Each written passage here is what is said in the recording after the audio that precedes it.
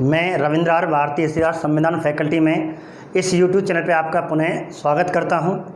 और हमारा जो टॉपिक चल रहा था न्यायपालिका, और न्यायपालिका के हमने 3 वीडियो आपको अपलोड करा दिए और आपकी क्लास हो चुकी है। जो 90% जो हमारा कंपटीशन आता है उसके माध्यम से थोड़ा सा अनुच्छेदों के बारे में अब हमें हाई कोर्ट और सुप्रीम कोर्ट को सामान्य परिचय लेकर के पढ़ना है।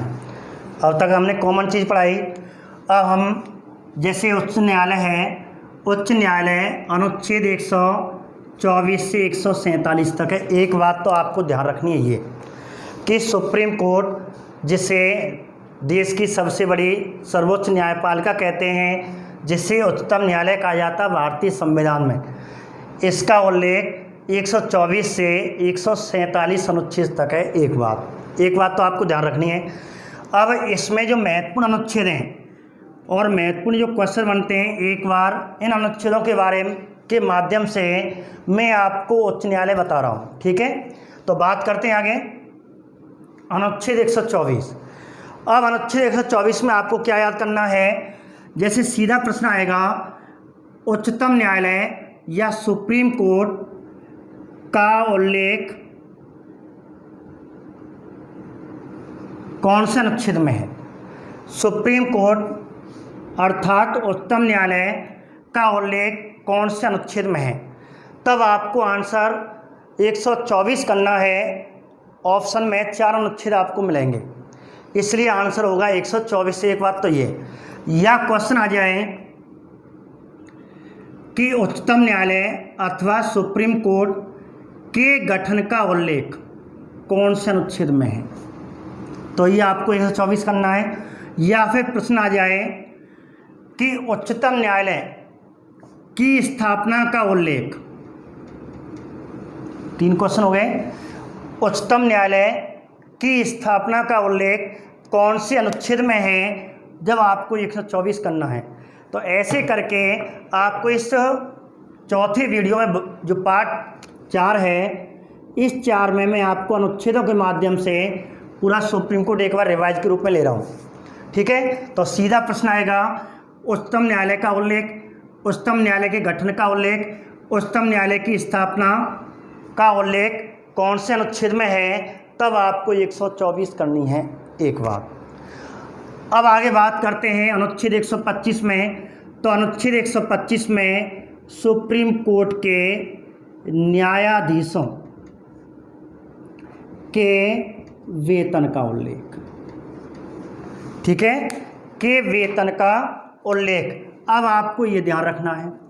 तो मैंने आपको तीसरे वीडियो में आपको बता दिए थे कि सुप्रीम कोर्ट के न्यायाधीशों के वेतन का उल्लेख 125 में है, और वहाँ पे मैंने आपको सुप्रीम कोर्ट के न्यायाधीश के वेतन बताए थे कि देश के मुख्य न्यायाधीश का वेतन प्रति माह 2,80,000 रुपये प्रति माह है, और अन्य न्यायाधीशों का वेतन 2.50 लाख रुपये प्रति माह है।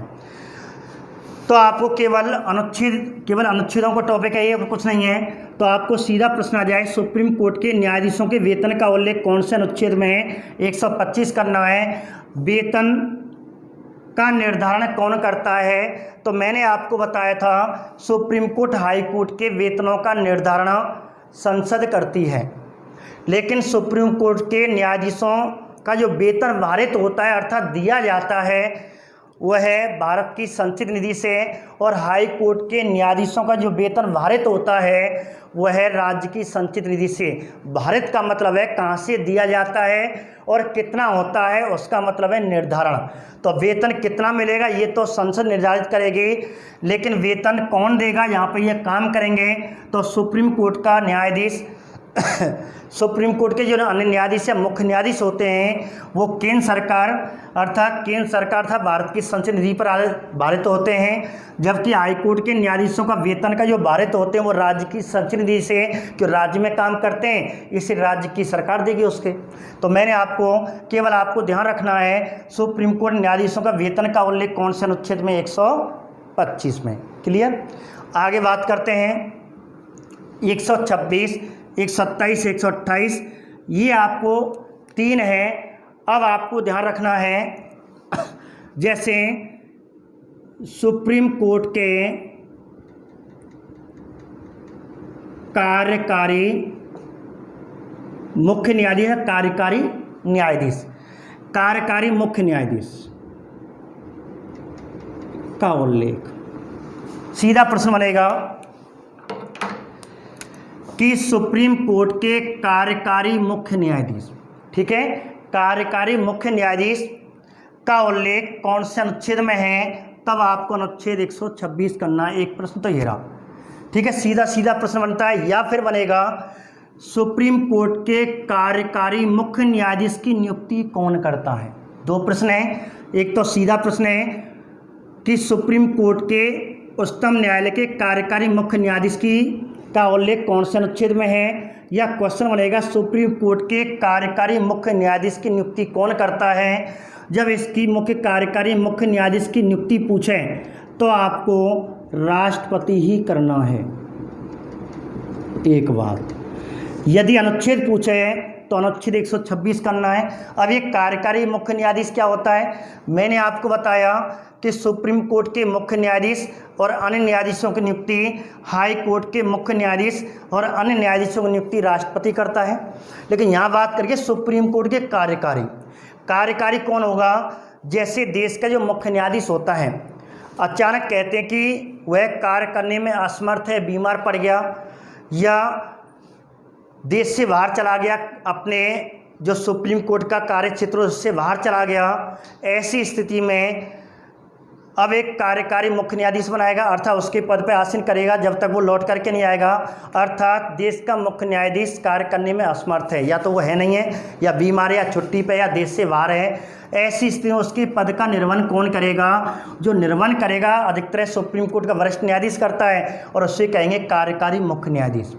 तो कार्यकारी मुख्य न्यायाधीश अर्थात जब तक मुख्य न्यायाधीश नहीं अपने कार्य पद पर लौट करके नहीं आएगा, ठीक है, जब तक सुप्रीम कोर्ट का वरिष्ठ जो न्यायाधीश होगा उसे राष्ट्रपति कार्यकारी मुख्य न्यायाधीश बना देगा। इस प्रकार आपके प्रश्न हो गए सुप्रीम कोर्ट के कार्यकारी मुख्य न्यायाधीश का उल्लेख अनुच्छेद 126 में है, और सुप्रीम कोर्ट के कार्यकारी मुख्य न्यायाधीश नियुक्ति कौन करेगा, राष्ट्रपति। एक तो ये हो गया। अब आ जाओ 127 में क्या है, न्यायाधीश का उल्लेख 127 में है, तो संविधान न्यायाधीश का उल्लेख अनुच्छेद 128 में है, और संविधान न्यायाधीश की नियुक्ति कौन करता है, देश का मुख्य न्यायाधीश करता है। अब आपको जो बीच में रह गया था, ठीक है, अनुच्छेद 127 में आपको यहाँ बता देता हूँ। एक होता है तदर्थ न्यायाधीश,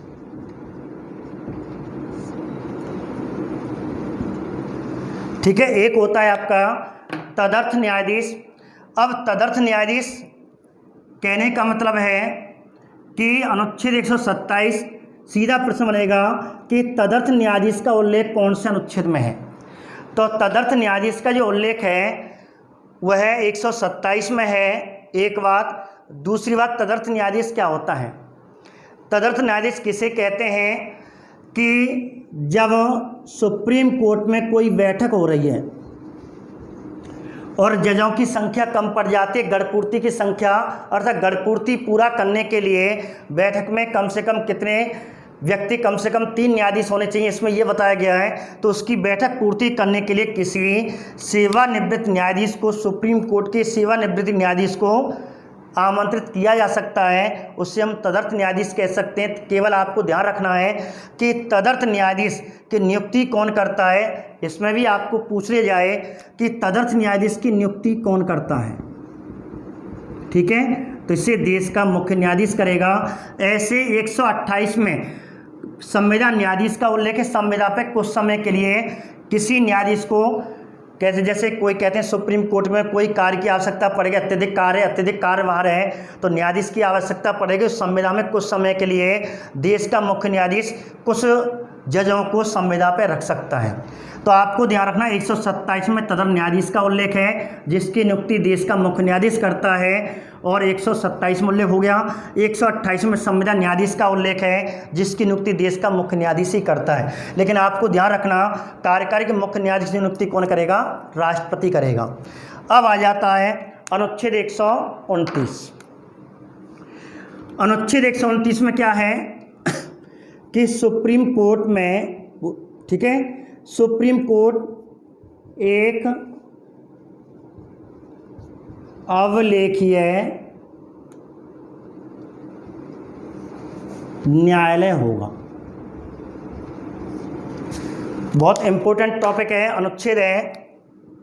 एक तो ये पूछा जाता है, एक पेपर में ये पूछा जाता है।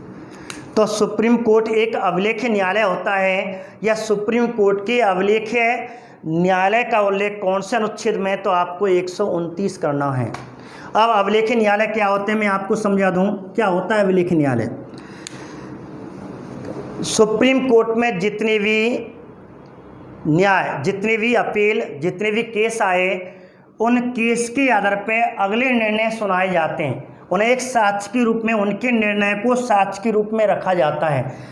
जैसे आपने देखा होगा सुप्रीम कोर्ट जब भी न्यायालय चलता है, टाइपरिस्टर होते हैं और मुख्य न्यायाधीश या न्यायाधीश जो भी है वो किस आधार पर निर्णय सुना रहा है उसको आधार लिखते हैं और वो साक्ष्य के लिए एक तरह की कहते हैं, न्यायालय में एक अभिलेख अलग से उनको साक्ष्य के रूप में उन प्रमाणों को रखते हैं, उन आदेशों को रखते हैं, जिस आदेश पे, जिस निर्णय पे, जिस आधार पे ये निर्णय दिया है उनके आधार पे अगले निर्णय सुनाए जाते हैं। जैसे हाल ही में किसी चोर को 5 साल की सज़ा चोरी करने के आधार पे दी, सामान चोरी किया 5 साल दे दी, जैसे मान लो ऐसे एक चोर 3 साल बाद आ गया, उसी प्रकार उसने चोरी की तो उसको भी 5 साल देंगे, ना कि 3 साल या 10 साल।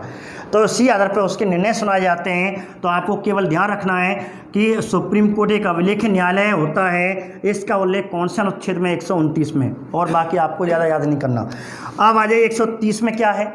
अनुच्छेद 130 क्या कहता है कि सुप्रीम कोर्ट का मुख्यालय अर्थात स्थान, सुप्रीम कोर्ट का मुख्यालय या स्थान पूछे हैं कि सुप्रीम कोर्ट का मुख्यालय कहाँ होगा, नई दिल्ली में होगा। इसका प्रावधान भारतीय संविधान के कौन से अनुच्छेद में है, तो ये अनुच्छेद 130 कहता है कि सुप्रीम कोर्ट का मुख्यालय देश की राजधानी नई दिल्ली में ही होगा। हाँ, यदि देश का मुख्य न्यायाधीश दिल्ली के अलावा सुप्रीम कोर्ट की बैठक कर सकता है, लेकिन देश के मुख्य न्यायाधीश को, सीजीआई को किससे परामर्श लेना होगा, तो परामर्श किससे लेगा, राष्ट्रपति से परामर्श लेकर के, राष्ट्रपति से परामर्श लेकर के देश का मुख्य न्यायाधीश नई दिल्ली के बाहर अर्थात जो मुख्यालय उसके बाहर बैठक कर सकता है। ऐसा अब तक 2 बार हुआ है। एक बार बैठक हुई है श्रीनगर में और एक बार बैठक हुई है हैदराबाद में। अब तक ऐसा 2 बार हुआ है, ठीक है। तो ये ध्यान रखना है। तो सुप्रीम कोर्ट का मुख्यालय कहाँ होगा, अनुच्छेद 130 के तहत नई दिल्ली में होगा, लेकिन देश का मुख्य न्यायाधीश राष्ट्रपति से परामर्श लेकर के सुप्रीम कोर्ट की बैठक मुख्यालय से बाहर कर सकता है। और अब तक कई बार हुआ, 2 बार, श्रीनगर और हैदराबाद में ऐसा हुआ है। अब आ जाओ 131। अब अनुच्छेद 131 में क्या है, अनुच्छेद 131 में सुप्रीम कोर्ट की आरंभिक अपील है, प्रारंभिक अपील है कि सुप्रीम कोर्ट में जो अपील होती है सबसे पहले सुप्रीम कोर्ट में किस आधार पर, कैसे, तो आपको केवल इतना याद रखना है कि सुप्रीम कोर्ट का क्षेत्राधिकार जो होता है, आरंभिक अपील होती है, उसका उल्लेख कौन सा अनुच्छेद में, तो 131। ज़्यादा इंपॉर्टेंट नहीं है, ठीक है। विशेष करके आपको 127 और 129 इंपॉर्टेंट है। अब बात करते हैं 137 में क्या है। अनुच्छेद 137 में ये थोड़ा इम्पोर्टेंट, ये भी इम्पोर्टेंट है। तो इसमें है न्यायिक पुनरावलोकन जिसे कहते हैं, या पुनरावलोकन लिखा हुआ हमारे संविधान में ये शब्द है, न्यायिक पुनरावलोकन। अब न्यायिक पुनरावलोकन का मतलब क्या हो गया, इसका मतलब है कि सुप्रीम कोर्ट ने कोई निर्णय सुनाया, लेकिन कोई गलती हुई या कोई बात उस पर छूट गई, तो उसको पुनः अपील कर सकता है, या सरकार ने, केंद्र सरकार ने अर्थात कार्यपालिका और व्यवस्थापिका संसद ने, राज्य सरकार ने या केंद्र सरकार ने या संसद ने या विधायिका ने कोई कानून बना दिया, उस कानून को सुप्रीम कोर्ट रद्द कर सकता है। उसे कहते हैं न्यायिक पुनरावलोकन। तो आपको सीधा प्रश्न आएगा, न्यायिक पुनरावलोकन का उल्लेख कौन से अनुच्छेद में है? 137 में। और न्यायिक पुनरावलोकन की शक्ति जो सुप्रीम कोर्ट को कहाँ से प्राप्त हुई है, किस देश से मिली है? तो आपको ध्यान रखना, अमेरिका से। अर्थात इस न्यायिक पुनरावलोकन के तहत अनुच्छेद 137 के तहत सुप्रीम कोर्ट कार्यपालिका व्यवस्थापिका के द्वारा निर्मित कानून को अवैध घोषित कर सकती है, रद्द कर सकती है। कौन? Supreme court. यह प्रावधान अमेरिका से लिया गया है, इतना ध्यान रखना है। अब 143 में क्या है? 143 में रखा है कि राष्ट्रपति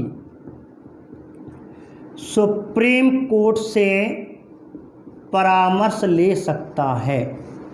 शायद रीट में ये लाइन आ चुकी है असत्य सत्य में, कि राष्ट्रपति सुप्रीम कोर्ट से परामर्श ले सकता है, लेकिन इस परामर्श के लिए अर्थात सुप्रीम कोर्ट किसको परामर्श दे रहा है? राष्ट्रपति को।